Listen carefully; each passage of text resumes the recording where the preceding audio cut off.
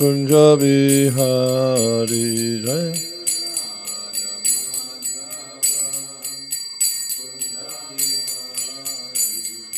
Gopi Chanda Ballabha Girivardhari.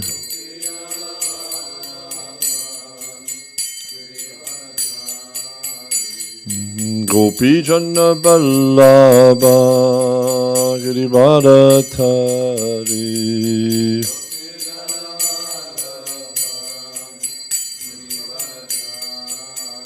Jaya Radha Madhava Kunja Bihari Jaya.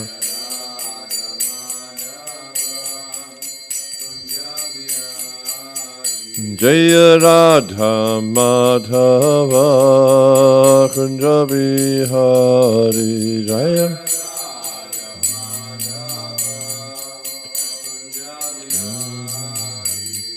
Gopi Chanda Ballabha Girivardhari.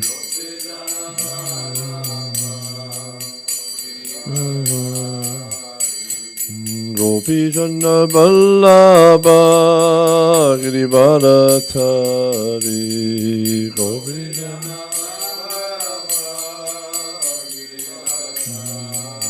Yashoda Nandana Braja Jana Ranjana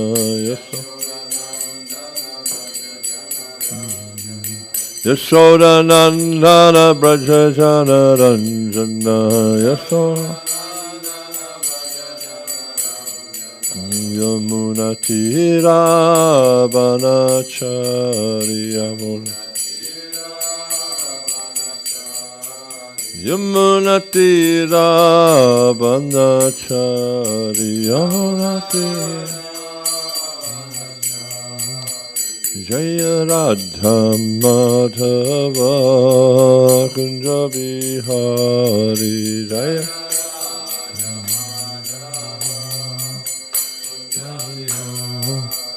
Jaya Radha Madhava Kunja Bihari.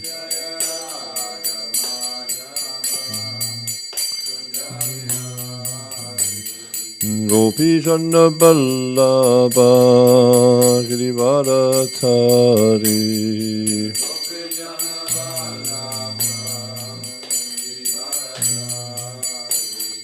Gopi Chanda Ballabha Girivardhari. Gopi Chanda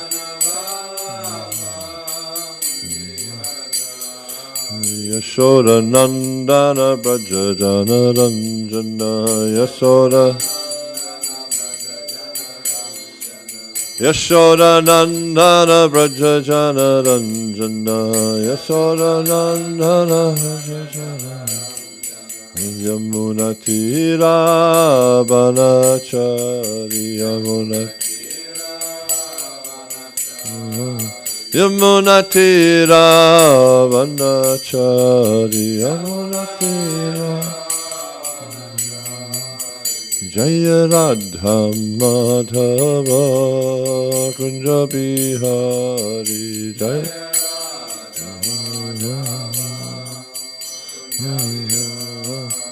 Jaya Radha Madhava Kunja Bihari Jaya.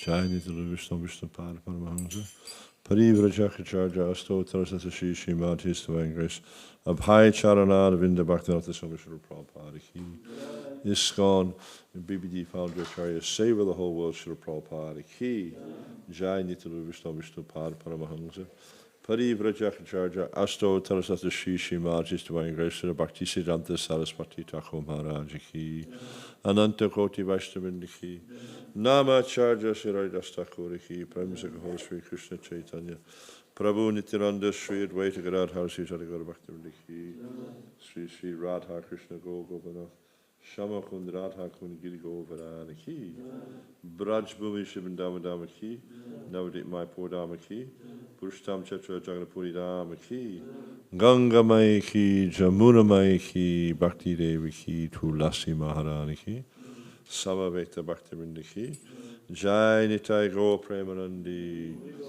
Oh, glory to somebody's. Oh, glory to somebody's. Oh, glory to somebody's. Oh, glories, let us feed the Sri Guru, the Sri Guranga. Oh, glories to Srila Prabhupada Ki Jai, Namo Vishnu, Krishna Samvade, Sri Madhurana Samvade.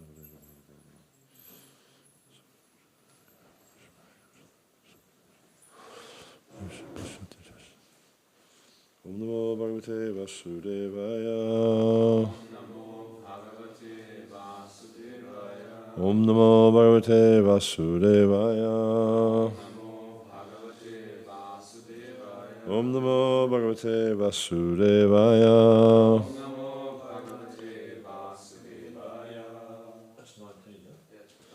Ya enam veti hantaram. Yarenam veti hantaram. Yarenam veti hantaram.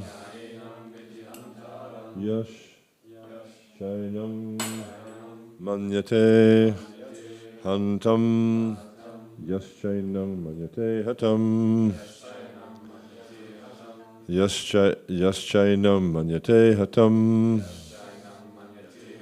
Yarenam Veti Hantaram.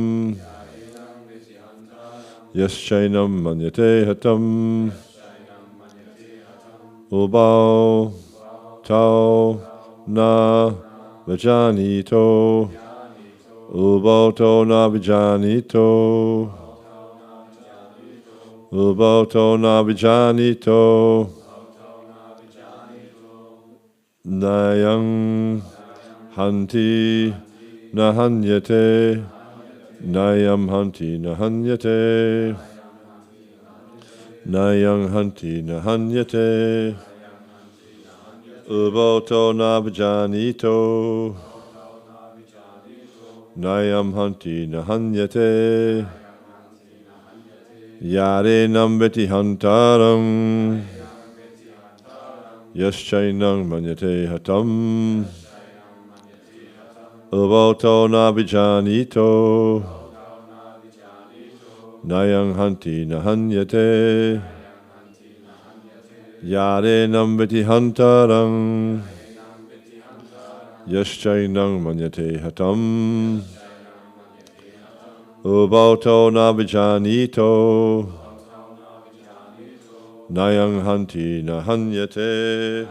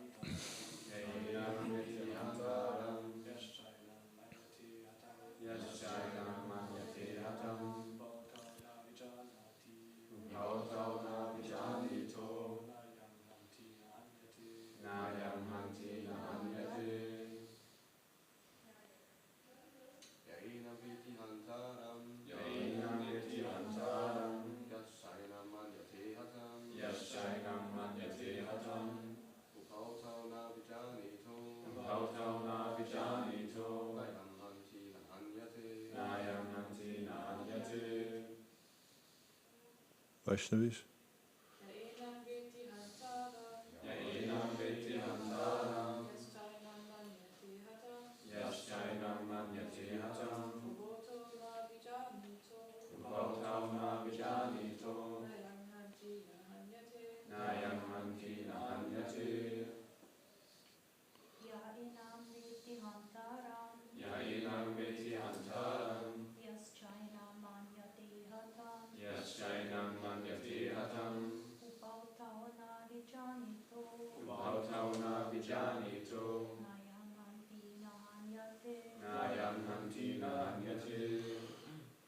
Ya, anyone who, enam, this, veti, knows, hantaram, the killer.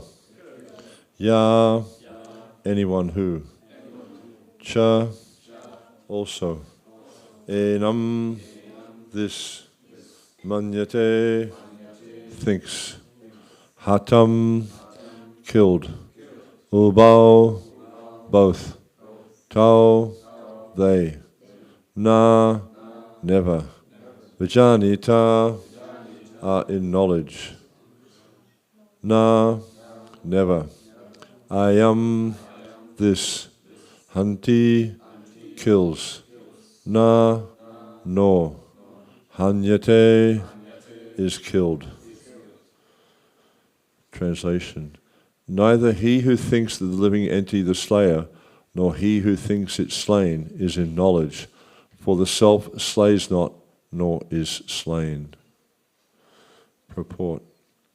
When an embodied living entity is hurt by fatal weapons, it is to be known that the living entity within the body is not killed.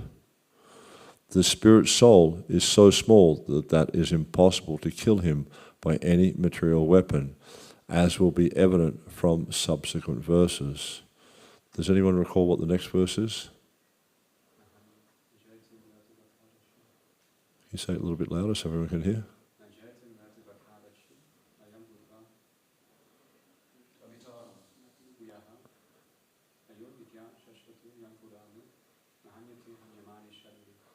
And the translation? For the soul does maybe someone else. Neither birth nor death at any time. Yeah. He has not come into being, does not come into being, will not come into being. He's eternal, ever-existing, primeval, not slain when the body is slain.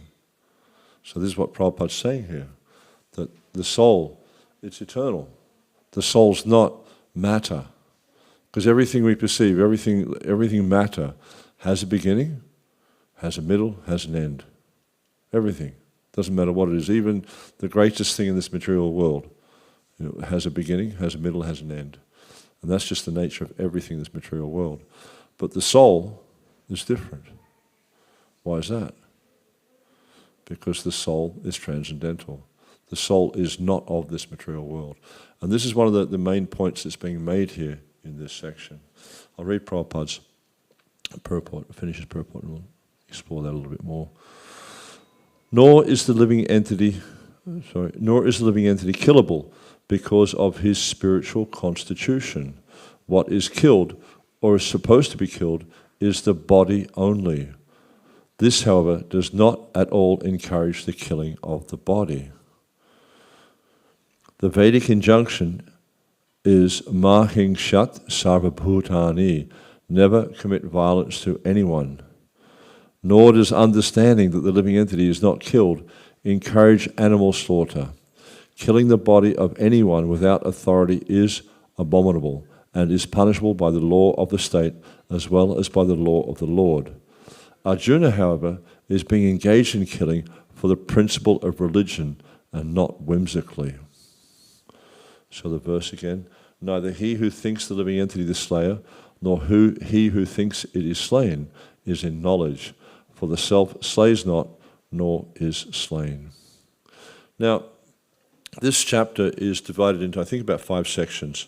The first section goes from 1 till 10, and verse 1 till verse 10, and Krishna basically is talking about karma.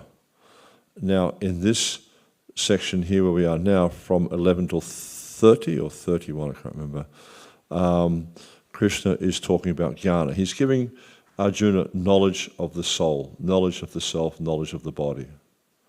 He's helping him to explain what is the actual situation. And in this section, Krishna is responding to Arjuna's first, not really a question, but his first statement, if you like, back in the, let me see if I can find it for you quickly. There's 3 verses there. I'll just read the English translation.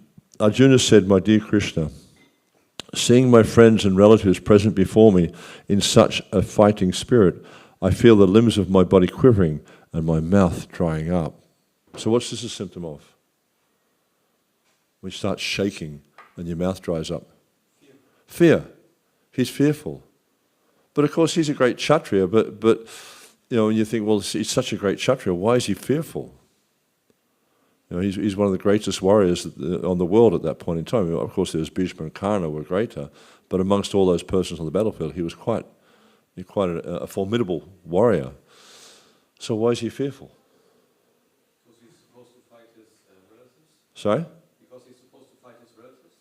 Fight his brothers, okay, that's part of it, but why is he fearful? He's afraid of sinful reactions. That's maybe that's part of it. See, what happened is Krishna, for the purpose of presenting the Bhagavad-gītā, has put him into a material consciousness. He's thinking, he's identifying with the body as being the self. And this is what the point Krishna is making here in the second chapter, is the body is temporary, the self is eternal. And this is something that we really need to understand. And Prabhupada would often say that this is the ABC of spiritual life. You are not the body. And until we can understand that, at least intellectually, every decision we make, every choice we make in life is going to be based on a misconception. This is you know, this basic defect we have, or problem we have in this world is called avidya. You know what this word avidya means? Ignorance, yeah. Vidya means knowledge. Yeah, like you have like Bhartiya Vidya Bhavan in Chaupati, just down the road from the Chaupati temple. It's a place in India where you get knowledge, vidya, and avidya is the opposite. It means no knowledge, means ignorance, means you don't know what the truth is. And the essence of avidya is to think that I am this body. And this is the position of, practically speaking, everyone in this material world. Everyone is thinking, I am this. This is me. I'm a man, I'm a woman, I'm German, I'm Australian, whatever it is. You know, I'm a cat, I'm a dog, I'm a rocket scientist, I'm a builder, whatever it is you think you are. And it's a vidya. And until we can overcome this ignorance, everything we do, every calculation we make in this material world is going to be incorrect. I'll give you a simple example. Mathematics. You know, when I was a child, when we started to learn mathematics, we had our text, our exercise book. You know, we used to do all our sums and stuff. And at the back of our exercise book, we did the multiplication table. You know, you draw it up. You know, I think 13 columns this way, 13 rows that way. Across the top, you write 1 to 12. Down this side, you write 1 to 12. Yeah? And then you fill in all the squares in between. What is 1 times 2, 1 times 3, 1 times 4, then 2 times 2, 2 times 3, 2 times 4, and you do it all across. But and then as you're working through all the exercises the teacher gives you throughout the year, you refer to this multiplication table at the back. Yeah? Did you do that here? No, you had calculators, right? Yeah, we never had calculators. It's all by longhand. Use your brain. Yeah?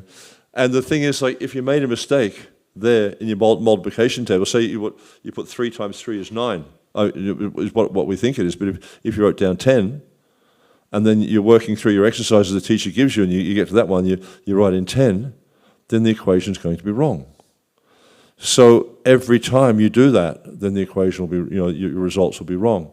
So in the same way, it's just like with computers these days. They write software. If there's a bug in the software, yeah, and you're working through the software and it spits out an incorrect answer, but you don't know because you're just doing what the software tells you to do. So this is what it's like in the material world, is everyone has this misconception, thinking that this is me. And as long as we have this misconception, thinking that this body, all these emotions, ideas, this is me, as long as we carry out our life in this way, we're going to be bewildered and we're going to make incorrect choices. And this is the point that Krishna is making here to Arjuna very, very strongly.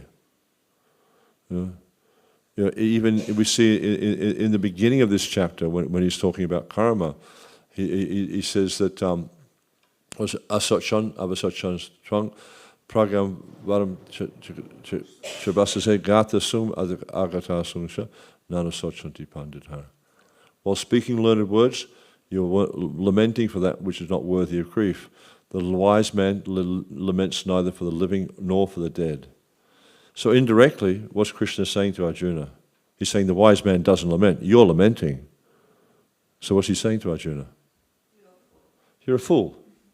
Yeah? You're presenting yourself, because he's, in the first chapter we see, well, I've heard from authorities that, if you kill the men, then the women become unprotected, and Vana Shankara will result. So he's trying to sound like he's a learned man, but actually everything he's presenting to Krishna is based on this miscalculation of thinking that this is me, and everything connected with this body is mine, or is my dearly beloved, it's my relative, it's this, that, and that. But the point that Krishna is making here in this second chapter, in this section, in so many different ways, is the body is destructible. It has a beginning, it will remain for some time, it will produce byproducts, it grows, it dwindles, it vanishes. That's just the nature of the body. And every single living entity we see in this material world goes through these same basic changes. They come into being, they grow, they remain, they produce byproducts, they dwindle, and they vanish. Everything. Even things that live for thousands of years go through the same basic. You see some of these trees in America have these sequoia redwoods. They live for thousands of years. We in Australia we have this. It's kind of like a fern tree, but it's not a fern. It's something different. I can't remember what it's called, but it lives for about 10,000 years, and it's really slow growing. You can't actually, you could come and see it every year for 100 years, and it still look the same.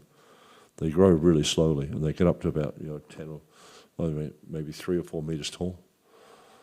But they go through the same change, even though they seem, from our perspective, or even like you look at us from the perspective of a fly. A fly lives for 7 or 8 days. Yeah? So from their perspective, we seem to be eternal. But from our perspective, we've got a very short life, maximum 100 years, or maybe a little bit more than 100 years. But then, from our perspective, something like one of these trees seems to live forever. But everything in this material world goes through these same basic changes. And this is the point that Krishna is making to Arjuna. All these people are going to die, you're going to die. Simple. Because why? Material body. But guess what? Good news is you're not the material body, you're the spirit soul inside of this body. So you need to be able to see the difference. You're not slaying the bodies, you're slaying the living entity inside the body. So he's in fear because he's thinking he's going to kill all his relatives. Then the next point that Arjuna makes here in verse 29, my whole body is trembling, my hair is standing on end, my bow gandiva is slipping from my hand, and my skin is burning. And again, he's talking about material fear, loss of life. He's worried that he's going to, all his relatives are going to die, and he's thinking he might die too. So he's in lamentation. And then the last verse he says, I'm now unable to stand here any longer. I'm forgetting myself and my mind is reeling. I see only causes of misfortune, O Krishna, O killer of the Keshi demon. And it's really interesting, this one here, because he's saying there's only going to be misfortune. It means, people are going to die. It's going to cause so much irreligion in the world because there'll be unprotected women. Unprotected women will lead to Vana Shankara, etc., etc., etc. The whole dynasty will be destroyed. And it's kind of interesting because prior to the Battle of Kurukshetra, this is the point that Bhishma was constantly making to Dronacharya, and to Dhritarashtra.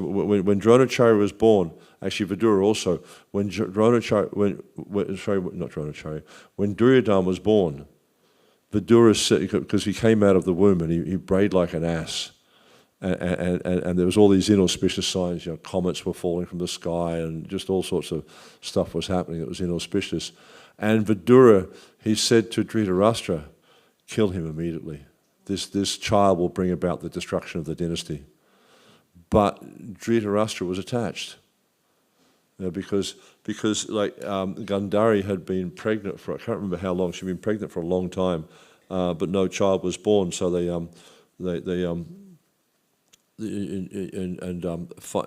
after Kunti had her children, she got so frustrated she started beating on her womb, and I can't remember the detail of it, but anyhow, what happened was 100 sons were born and one daughter as a result, because it was broken into. Actually, that's right. She gave birth to a lump, and the lump was cut up into pieces and put into different pots, and then from that, the children came out. But the appearance of Duryodhana was so inauspicious, and Vidura, because Vidura was a very learned personality, very, very knowledgeable. He was actually, you look at the different names that he's referred to in the Bhagavatam, and many of them are indicating his erudition, his knowledge, and also his understanding of Dharma. And also Bhishma was also a great knower of Dharma. And actually it's described that when he passed away, he was actually considered to be the greatest knower of Dharma in the universe. And all the great sages from around the universe came to hear him speak, because they thought this will be the last time we'll get to hear this great personality speak. And so all the great sages from all over the universe, not just on this planet, from all over the universe, as they came to hear Bhishma speak. And they were both saying to Dhritarashtra, kill this child. He's going to be the destruction of this dynasty. And right throughout, his upbringing, etc., Bhishma was constantly trying to curb down his atheistic tendencies and his improper way of behaving, and especially his enmity towards the Pandavas. He just hated the Pandavas, especially Bhima, with such a passion. He just always wanted to do them harm. And this it's like the classic portrayal of good meets evil sort of thing, because we see, like with the Kauravas, their intent was evil. They wanted to take ownership of a kingdom that wasn't rightfully theirs. But not only that, is they wanted to cause harm. It's one thing. It's one thing to try to usurp a kingdom by fair means, or to take over a kingdom by fair means, such as fighting war, whatever. But Duryodhana was just looking for any opportunity he could to cause harm to the Pandavas. And, so many, they tried to poison Bhima, they tried to burn them in a house of lac, they exiled them into the forest, and then while they were exiled in the forest, they sent Gandharvas, they sent what's his name? That sage that gets angry all the time is a partial manifestation of Lord Shiva. Durvasa Muni, he sent Durvasa to try and create trouble for them. He's just always looking for an opportunity to create trouble. So very evil in his intention. Yet we see the Pandavas, especially with Yudhisthira, always righteous. He was always looking how to do the God-conscious thing. And this is the thing, it's like the Pandavas were great devotees of Krishna, whereas as the Kauravas didn't actually accept Krishna as the Supreme Personality of Godhead. And we see that when Krishna went to Hastinapur to try to convince Duryodhana not to continue with the battle, and Duryodhana had organized a trap for Krishna. They made this trap door in the floor of the assembly room of the palace, and at the appropriate time the trap door was going to open, and Krishna was supposed to drop into the trap and be captured, and that was the end of the Pandavas. That was at least what they were thinking. They opened when Krishna came, he opened up the trap door. Krishna didn't drop in. He manifested his universal form. What was Duryodhana's response? Oh, he's just some magician. Whereas actually at that time, Dhritarashtra didn't see it, but he was told about it by Sanjaya, and he had this hankering that he wanted to see this universal form. So later on, he did get a partial vision. But Bhishma Dev, when he saw this universal form, he was just offering prayers. Same with Dronacharya, because they both understood that especially Bhishma. Bhishma was a very, very elevated devotee. He was actually on the level of prema. So he had pure love for Krishna, even though it was in this Aishvarya mood. It was for pure love for Krishna. And Dronacharya also understood that Krishna was God. And so we see that, the Kauravas generally were not very pious persons, especially Dronacharya. He was considered to be a personification of Kali. And so we see here in these 3 verses how Arjuna is presenting this material kind of perspective. Well, I'm fearful, I'm trembling, my bow's slipping from my hand, I'm getting palpitations, my voice is faltering. I'm fearful that great calamity is going to come. And why should we do this? Because it's going to bring about, as he's saying here in this last one, I only see the cause of misfortune. And these are all mundane, it's all mundane morality, because ultimately what's going on here is that Krishna is telling Arjuna to fight. And it's not like say for instance, you're getting involved in a conflict, just over some, land or pride or whatever like that. It's not some sort of material, mundane kind of presentation, but actually it's religious. It's a religious war. And the reason it's religious is primarily because the Supreme Personality of Godhead, Krishna, is telling Arjuna to fight. And he's created this environment and this is one of the names of Krishna is Daksha. Daksha means expert. And someone who's expert is a person who they do one act and they can achieve many outcomes. So we see here that when Krishna's arranging this Balakurukshetra, he has many, many different outcomes. And a few of them will be, things like he's removing the burden of the world by having all these proud kings, Kshatriya kings, killed. He's reinstating Yudhisthira and his brothers as the rightful emperors of the world. He's also speaking the Bhagavad-gītā. And, if we think about it, we could come up with quite a few more things that, he's also having a good time because he likes to get involved in fights sometimes, He's serving his devotee, Arjuna, as a charioteer.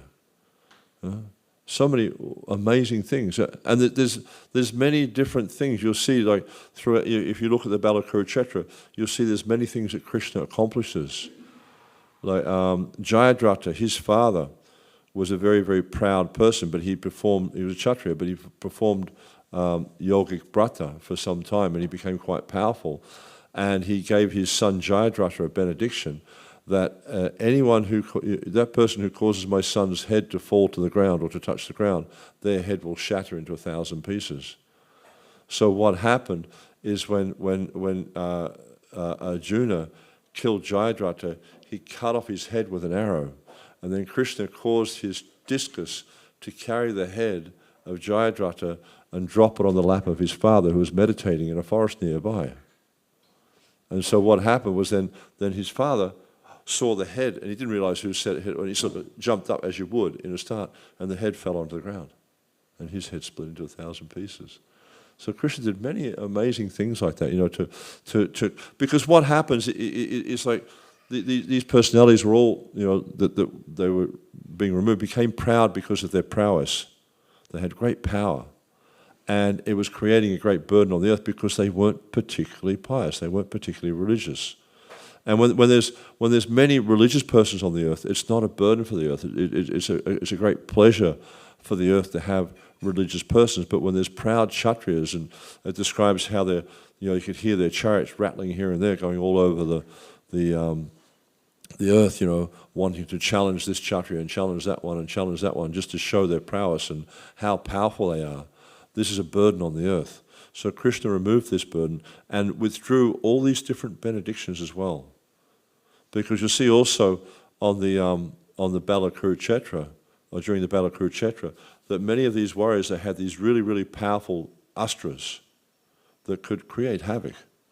And Krishna himself withdrew them. And there's one called,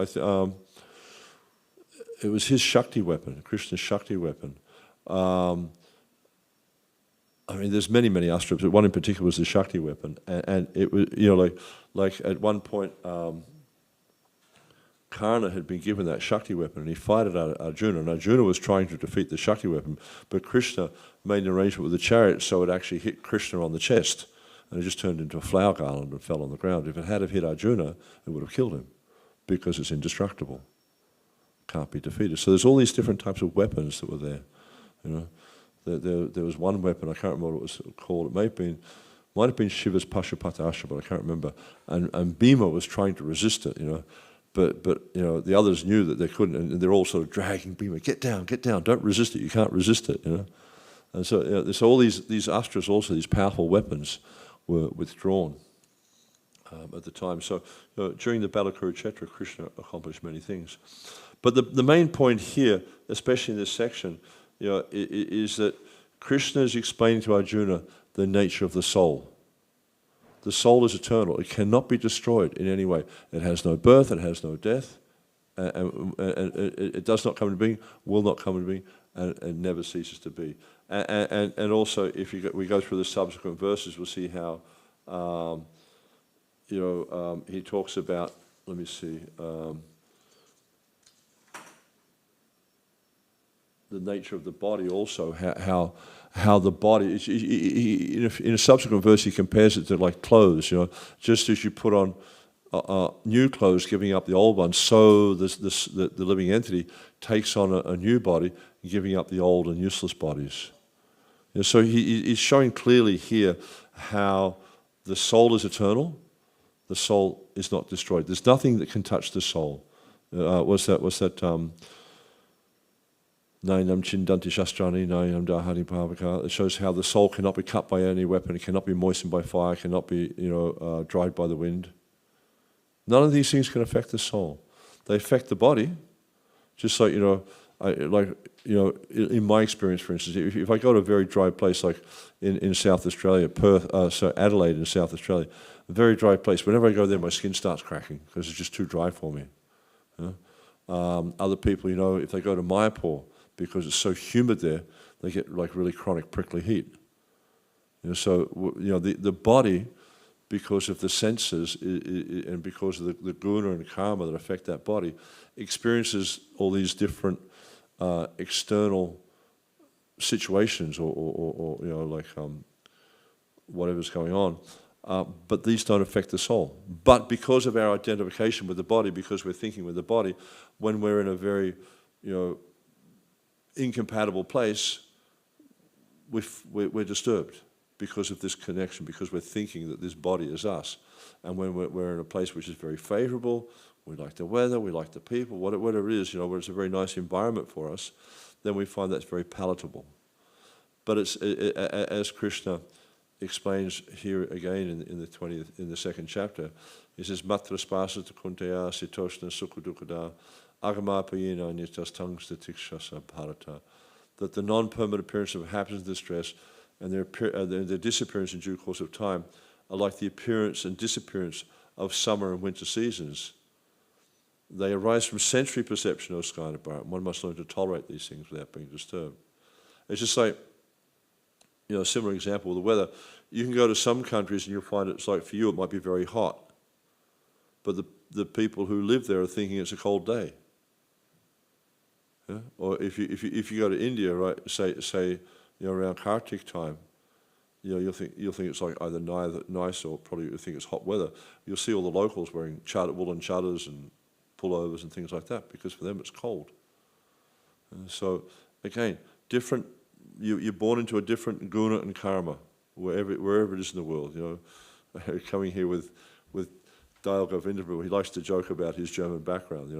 It's like we're coming from Switzerland, and when we got to the Rhine, he's, yes, I can smell Germany. It's like, so he's got a particular guna and karma that makes him identify with being in Germany or being a German body, and so I have a particular guna and karma which causes me to identify with Australia.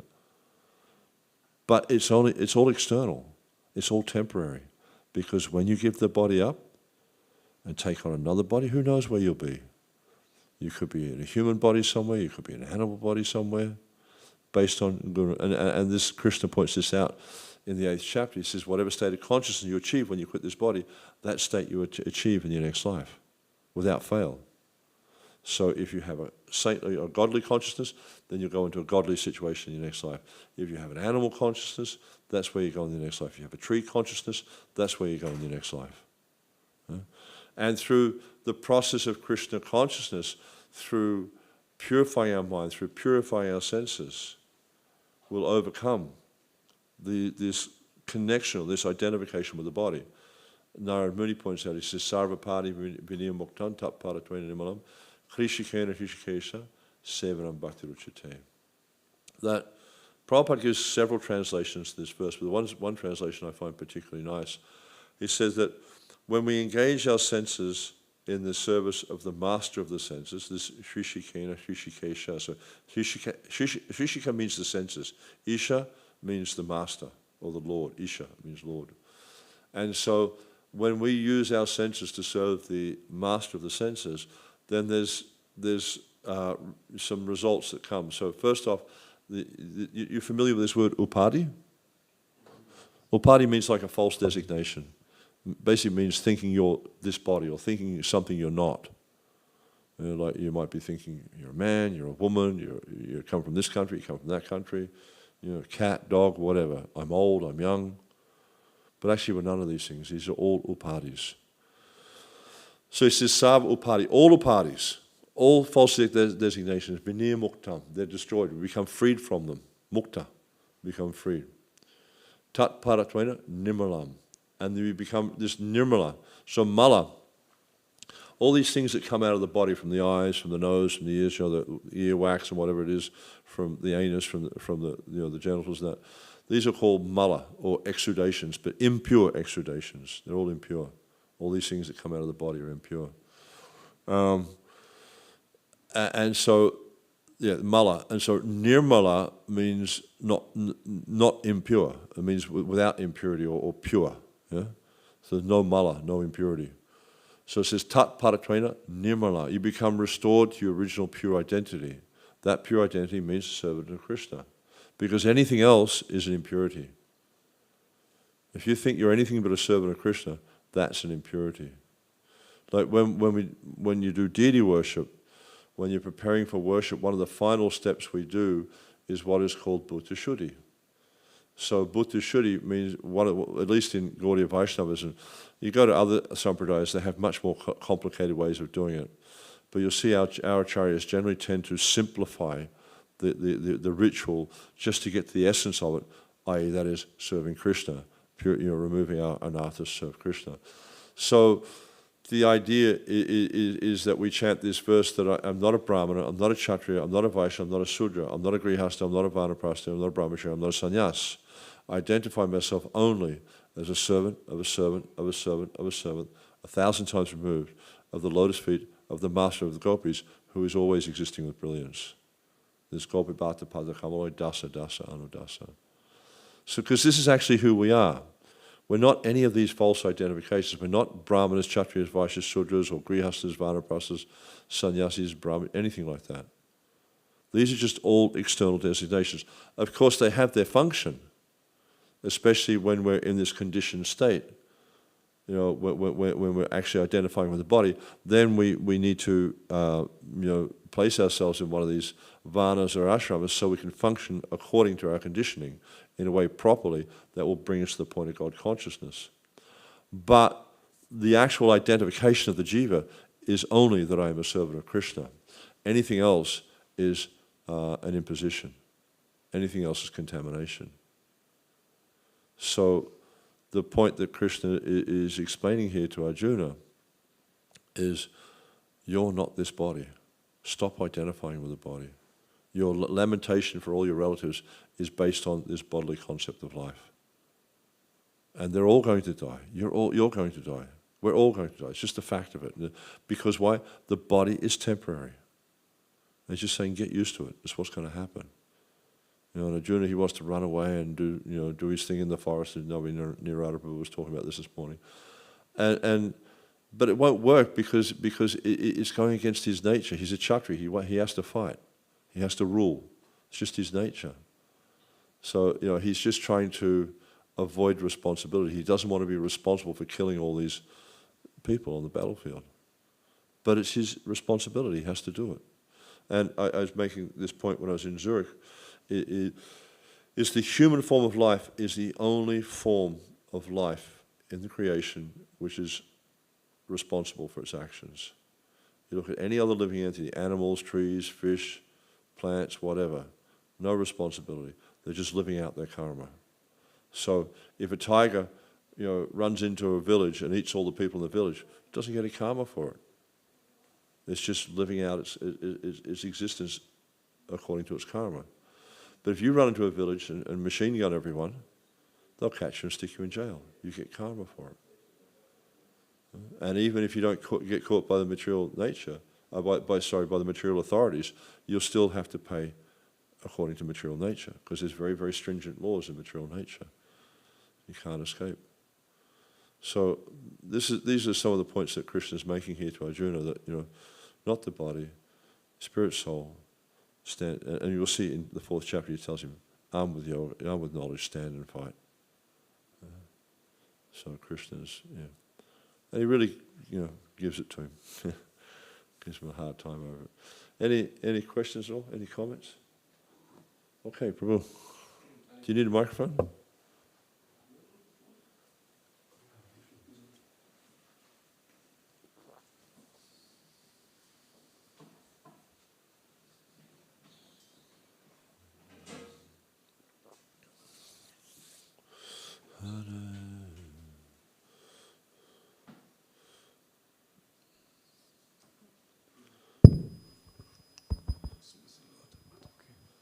Hare Krishna, Prabhu. Thank you for the lecture.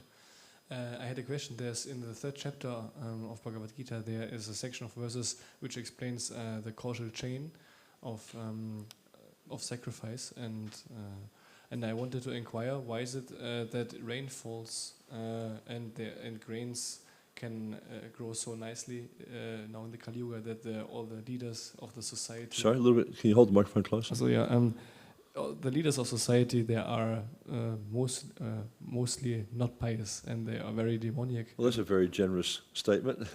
Mostly not pious. Yeah. And my question is, why still is rain falling, and why do we have enough grains, even though we are before I came to Krishna consciousness, I was... Yeah. That's right now, but you'll find that that's decreasing. It's decreasing now, and I was speaking with someone about it yesterday, because as we crossed over the border, and there was some sign there that a farmer had stuck in his field, and he was protesting some proposed policy from the EU. I mean, I know nothing about it. I'm completely apolitical. I think they're all wacky, But apparently the farmer's got this sign, the farmers die, lands die, the land dies. So he's protesting this policy that the EU wants to put in, because according to their perception, is like it's going to really hamper production. And this is what you'll see, that as Kali Yuga progresses, there'll be more and more demoniac policies, more and more demoniac behavior, which will then reduce the production of food. And you'll see at the end of Kali, and this is predicted in the Bhagavatam, there'll be no grains, there'll be no rains. Right now it's still happening because there is some remnants of piety. And when you go to certain places, you'll see some places are more pious than others. A little bit more mode of goodness than others. Here in Germany it's quite passionate. There's still a bit of piety. I mean, when you drive through the country, you can see there's still a lot of churches here. And some people go, but not many. And you'll see countries like Italy, people go to church. Ireland, people go to church. There's still a bit of piety, but it's reducing because of this material society, materialistic society. They're just pushing people to standards of sense gratification, which they can never achieve. If you vote for me, it's the classic thing, I mean, I'm sure they do the same here as they do in most other countries. Don't vote for that party because they don't know how to manage the economy. You vote for us. We know how to manage the economy, and we'll manage the economy and give you a better sense of standard of sense gratification. That's what they promote. You don't hear anyone promoting, if you vote for us, we'll guide you in your spiritual life. We'll guide you to religiosity. Does anyone do that? Because no one's interested. It's a demoniac society. And so Lord Chaitanya's mission I was listening to a class, Prabhupada was talking about this morning. Lord Chaitanya's mission is to save the fallen conditioned souls. And if you want to become dear to Lord Chaitanya, help him in his mission. It's his mission, not ours, it's his mission. And if we can help to save the conditionally living entity from this horrible situation in this material world, and it's, you think it's bad now, don't wait for another 400,000 years. It's going to be very, very bad. Because there won't be any grains, there won't be this, so people will be eating each other. They'll be eating babies and things like that. It's all predicted in the Bhagavatam. It'll become so horrific on this planet. So right now, the system is working because there is some yajna. There's performance of yajna still. The Harinama is going on. In India, you can go to different places where you see people doing fire sacrifice and things like that. People are going to churches and praying and stuff. There is yajna going on, but as Kali Yuga progresses, it's going to basically stop, and then it'll get more and more difficult. So the only thing we can do is to help Lord Chaitanya fulfill his mission. And we'll get benefit, and the people of this land will get benefit. And this is the thing, is Yare Deke Tare Kare Krishna Budesha Mara Gai Gu Hare Teresh. Whomever you meet, you instruct him in the science of Bhagavad-gītā and Srimad Bhagavatam, and in this way, on my order, become guru and deliver the people of this land. That's an instruction for everyone, not just people in India. That's an instruction for everyone in this Krishna consciousness movement, is to try your best to give people Krishna consciousness. And when we're coming here, like every time we stopped, Dog Govinda, he'd whip out the book bag and, it was just, be talking to him. I mean, I can't do that. I was quite impressed. He's just like, just come talk to somebody. And invariably, like we were one road stop just on this side of Munich. We stopped there for 5 minutes just to go to the bathroom. 3 minutes, 3 books. Yeah. So, and like Prabhupada would say, these books are like time bombs.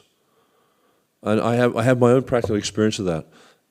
My brother, he had a friend who he was working for as a bricklayer. Like the guy was a bricklayer, and my brother was the labourer. And this person who was the bricklayer was a devotee. His name's now Mahamantra. He lives at the community where we are. And so he gave my brother the science of self-realization. My brother didn't read it, but he gave it to me. And I carried it around with me for maybe 2 years, and then I read it. Here I am. So you just never know what effect these books are going to have. And Prabhupada's books are, quite powerful. So whomever you meet, Yare Deke Tahe Kare Krishna Upadesh, you give them Krishna in whatever way you can. Like whenever I travel on the flights, I always take Mahaprasad with me, and I always try to give the flight crew Mahaprasad. And invariably they take it, and they're benefited. And a lot of times these flight crew, that they stay overnight in the city. So you explain, because I always dress like this. Unless I go to like Singapore or the Middle East or something, you can't dress like this. But it makes people interested. They want to hear about who you are, what you're doing. And invariably, they'll ask about religion and stuff like that. So Hare Krishna monk, this thing, that thing, and you tell them, oh, you're staying overnight in Sydney. We've got a temple down there. Give them the address and stuff like that. So, in whatever way you can, you give people Krishna, and that'll change, and that'll slow down the effect of Kali Yuga, because it has been stated. I'm not sure whether it's a prediction or not, but it has been stated that there's going to be a golden age. Now, Prabhupada referred to it in a few kind of obscure ways, but not really definite. But by the practice of Krishna consciousness, everything's possible. So we can be part of that. Yes, Prabhu.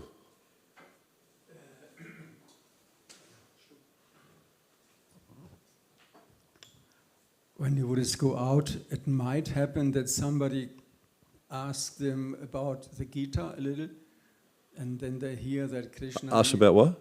Ask them some person asked about the Gita, and then they hear that Krishna, he induces Arjuna to fight, although he doesn't want to fight. Yeah. And people might not like it. What do you say? Yeah, so, I mean, from our perspective, that's just a mundane perception.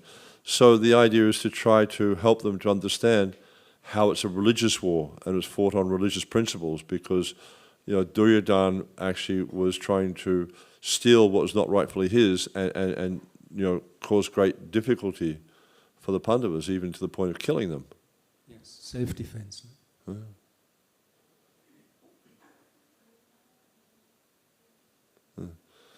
Anything else? Yes, Prabhu.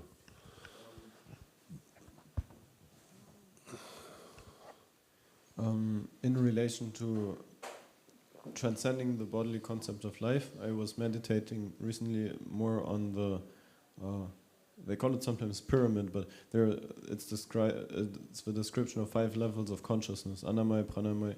So I was wondering, at which stage of those would one transcend the bodily concept? Vijnanamoy. Vijnan, realized knowledge. But even that, you're not going to that'll be my understanding of it. I mean, I haven't sort of read this for a while, but Vijnanamoy, it gets you to the position where you're having realization. You transcend the body when you're at the stage of not trying to enjoy the body or trying to, utilize it for sense gratification. That's my understanding. But the thing is, we need to understand the body's not us. It's just an instrument. It's just like so many, gadgets we have. They're just instruments we utilize in our service. It's not what it's all about. It's just an instrument we employ to serve Krishna. But if we become enamored by that instrument, and that's what's happening, we're enamored by the instrument, we can't discern between what's the body, what's the mind, what's the intelligence, what's the self. We can't discern that because of the covering of the modes of nature. But by practice of Krishna consciousness, especially by chanting Hare Krishna, Prabhupada says we destroy the false bodily concept of life. So it's a very powerful process. I guess we're supposed to finish now, right? Okay. Any other questions from Vaishnavis? Yeah.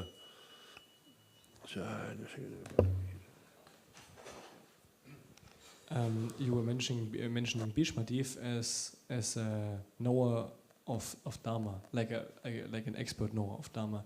Then my question is, why did he not intervene when Draupadi was about to be disrobed? Or, I think that's the word. Yeah, because he was in a compromised position. Because the Kauravas were maintaining him. So he had according to Dharma, he had a duty there. But also because he was the grandfather of the Pandavas and because what they were doing was impious, he had a duty there also. And he was confused, he didn't know what to do. So there could be an element there also that this was, Krishna's interference, if you like. Because otherwise, how would the whole thing have played out? And again, I was listening to something really interesting today. Really interesting. I've never heard Prabhupada say this before. But I've got one of those like MP3 players, just play it from start to finish kind of thing. I'm up to lecture 460 or something like that. And Prabhupada was saying at one time, Narad Muni's relationship with Krishna is quite unique. And Prabhupada sometimes mentions that Brahma, Narad Muni, person like this are almost the same as Krishna. They're on such an elevated level, they're almost the same as Krishna. And so he was explaining that Narad Muni one time, he challenged Krishna and said, how is it, the Pandavas are your devotees, and yet you put them through so much torment. And yet still, they're going through all this suffering. The Kauravas tried to kill them in so many different ways. There's so many difficulties, disrobed their wife, etc., etc., etc.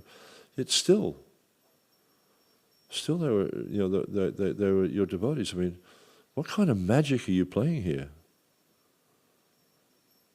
It's just extraordinary. It's like when the devotee develops this attraction for Krishna, like serious attraction for Krishna, we see like in that prayer, you know, this which one is it from the Shastastikam? Lampato pranadastu eva naparaha. That, you know, like you can trample me under your feet, or you can hold me in your loving embrace. I don't care, you know, because I just love you, and that's quite an extraordinary consciousness to attain, where it doesn't matter what happens, you know, you still just do whatever you can to serve Krishna. This is the highest state of consciousness. And we see the same with the residents of Vrindavan, you know, because this prayer is actually from Radharani, that whatever happens, they just love Krishna. And also we'll see that the way that Krishna acts in Vrindavan is just to increase their love for him more and more. And sometimes it seems inconceivable, but how could they possibly have more love for Krishna? But that's the nature of a transcendental exchange. In the material world, it only goes to a certain extent, and that's it. But a transcendental exchange, it's ever increasing. This anandam buddhi vardhanam, the ever increasing ocean of bliss. So by the way that Krishna acts to increase the devotees' love, the devotees act to increase their love for Krishna. And it's just like it's ever increasing. It's quite, you know, I mean, I personally don't have any experience of it, but, you know, I read about it, and it's quite, you know, stunning, actually, that someone could love someone so much. That I was reading a while ago that in the 10th canto, when Krishna and Balaram killed Kamsa and all the wrestlers, Devaki and Vasudeva were there, and they saw this, and they were so struck when they realized that Krishna was God that they just became stunned. They couldn't function. They couldn't think, they couldn't talk, they couldn't move, they couldn't do it, they couldn't offer pranams or anything. They just stood there, struck. Oh my Lord, you're God. You know, it really sort of dawned upon them. But they had that, they had that kind of realization several times throughout their exchange with Krishna. But the effect of yoga maya would keep, breaking that awareness. The same we see with Yasoda Mai when she saw the universes in the mouth of Krishna. She got this perception of, are you the Supreme Personality of Godhead? And she says, no, you're my baby. I have to feed you. Bit different, because that concept couldn't get in the way of her service. And you see that with the residents of Vrindavan. That's the difference, is this Aishvarya concept cannot interfere with their service of Krishna. This is the highest level. Whereas you see those who are more in the Aishvarya, is the Aishvarya concept interferes with their service. Same with Arjuna. When he realized that Krishna was God, he became shocked. Oh my God, I've committed so many offenses. Whereas the residents of Vrindavan don't think like that. I kind of went off on a tangent a bit. Anything else? Yes, Prabhu.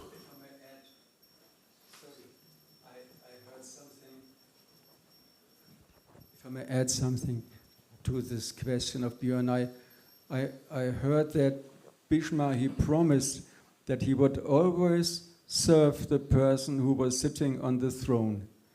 He was thinking that it would be Pandu, but then it was Dhritarashtra, so he had to. Yeah, he was just in a bit of a compromised position where he just didn't know what was the right thing to do. Because Dharma says I should do this, Dharma says I should do that, and they were the opposite, and he couldn't resolve that. I have heard different things, like there's one story where it mentions that his blood was contaminated because he'd been eating in the house of the Kauravas. I find that one hard to accept because he was a pure devotee. And it's not referenced by Srila Prabhupada at all, so I find that one hard to accept. And that's one of the problems. It's the version of the Mahabharata, or the versions, there are several versions of the Mahabharata that are available to us, they contradict what's stated in the Bhagavatam. there's different pastimes that are described by the Pandavas in the Bhagavatam, which are quite different from the versions of the Mahabharata that are available. So naturally, as followers of Srila Prabhupada and followers of Lord Chaitanya, will accept what the Bhagavatam says as the correct version. Any questions from Vaishnavis? No? Okay. Thank you very much. Srila Prabhupada ki, Samaveta Bhaktivinoda ki, Jai Nitai Gaur Premanandi, Hari Hari Bol. Hare Krishna.